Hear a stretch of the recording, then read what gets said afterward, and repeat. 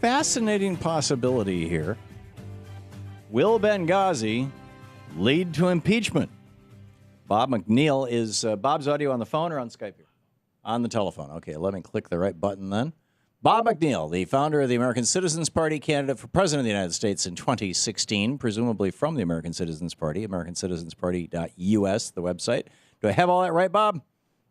Well, it's citizen, singular, so American thank you. Citizen Party, yes. My apologies. American Citizen Thank you Party. for having me on the show. Oh, you're very welcome.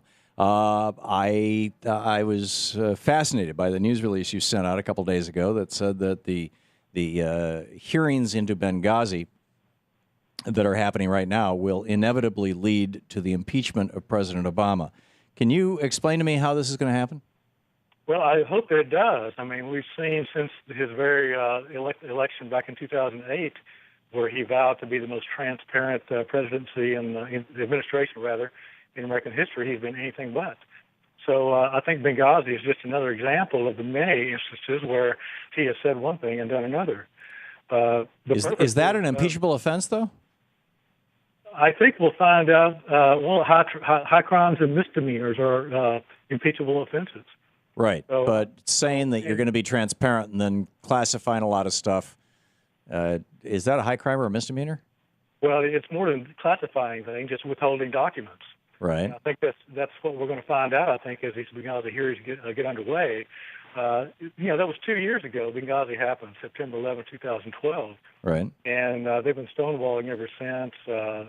These emails are starting to come out finally. And I think that the congressional hearings are going to be of great value to all Americans like me who just want answers. Well, one email came out. I mean, and that email didn't have any smoking gun in it. Basically, it said the exact same thing that all of the official reports have said. Here's the CIA talking points. This is what they think happened. I mean, I don't get what the big deal is. Can you explain it to me? Well, in my mind, it has to do with whether or not these were spontaneous. This was a spontaneous attack, or whether it came about as a result of some video. Right, and there was a lot of confusion for the first few weeks about which of those was the case. And at first, the administration was saying, "Yeah, it was this video," and then they were saying, "Well, maybe it wasn't." And clearly there was an intelligence failure, and clearly, at least in the first few days. And clearly, there were multiple messages coming out of the administration, and arguably, some of those messages might have even been intentionally false. How is that any different than what happened after 9/11 when we were hit by al-Qaeda, but George W. Bush had been warned back in August, not in September, but in August, a month and a half before, that bin Laden was determined to strike inside the United States. He was so horrified by that prospect that he refused to go back to Washington, D.C., took the longest vacation in the history of the presidency all the way back to George Washington.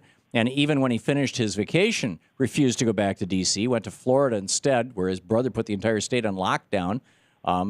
He had been warned. The CIA sent a special guy down to Crawford, Texas, to say, this is going to happen. And he had appointed Dick Cheney to be the head of the counterterrorism task force to look into bin Laden, and they didn't even meet from the time they were inaugurated until 4 days before 9/11.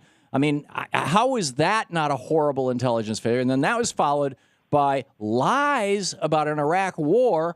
And by the way, there were 13 different embassy attacks, including the death of a U.S. ambassador during the Bush administration.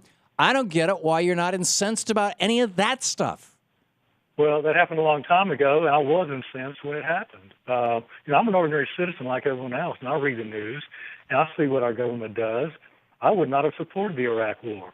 I'm a former U.S. Marine, and I don't support. But if you're calling for the impeachment of Obama over something I still don't understand, why not call for the prosecution of George W. Bush? I mean, they knowingly lied to us, him and Condoleezza Rice and Dick Cheney and Colin Powell, knowingly lied to us about the aluminum tubes, about the uranium. I mean, Dick Cheney sent Scooter Libby out to out Valerie Plame because her husband had the temerity to publish a piece in the New York Times saying, they're lying to you. How far back do you want to go? Do you want to go back to the 1993 World Trade bombing under Bill Clinton?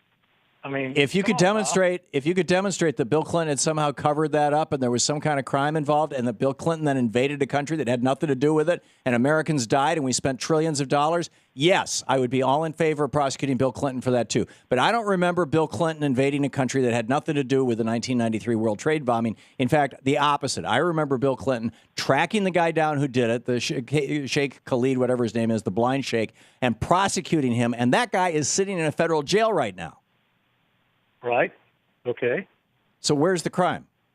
Well, I'm not defending anyone here, Tom. I mean, I'm just trying to explain to you that there are questions that remain unanswered in all three of these instances that we're talking about, the past three presidents. And so, in my mind, I don't think so. I don't see. Who did we invade because of Benghazi? I'm sorry, what? What country did we invade because of Benghazi? Well, we didn't. We had already invaded Libya.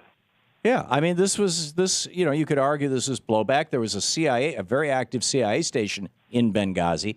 The CIA, I mean, there's a lot of intelligence stuff that the CIA to this day is trying to keep undercover, and probably for good reason. There's a reason why you have Secret Service, secret agencies.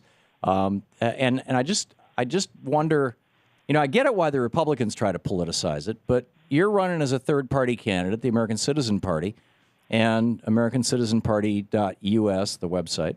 Why are you trying to politicize this? I don't understand.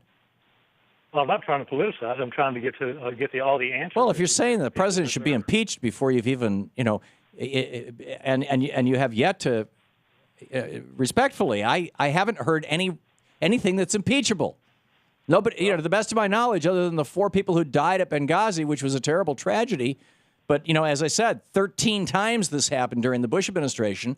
And by the way, the Republicans in Congress repeatedly were asked by the State Department to increase the budget for security for Benghazi and other places. And the Republicans consistently voted to deny us additional funding for security for these places. So, I mean, I just don't get it. Well, here's what I get as president. I would be really careful about invading any country without the authority of Congress to declare war. Well, that's very wise. That's what the Constitution says. But see, and what we have are 3 presidents now in a row who have disregarded the Constitution. The only president since John Kennedy who has not invaded a country without the authority of Congress was Jimmy Carter. He's the only president who didn't, Reagan had Grenada and Bush had, Nicaragua or something? I mean, George Bush had Iraq.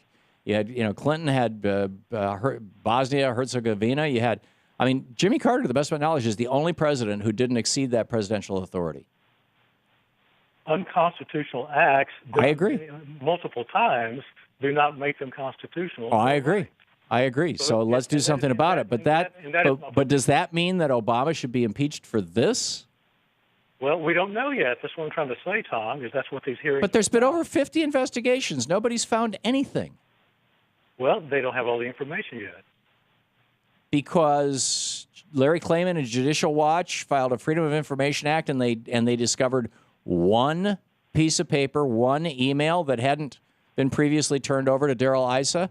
And it said the exact same thing that most of the other ones did? Yeah, and that's what it took, is to be sued by Larry Klayman to get that data. Why didn't he just hand it over to Congress as he's supposed to? I think they tried to. I think that, it slipped through the cracks. They've subpoenaed hundreds of thousands of documents. Okay, Tom. Okay, all right. Bob McNeil. Bob is the founder of the American Citizen Party, AmericanCitizenParty.us. Bob, thanks for dropping by. Thank you, sir.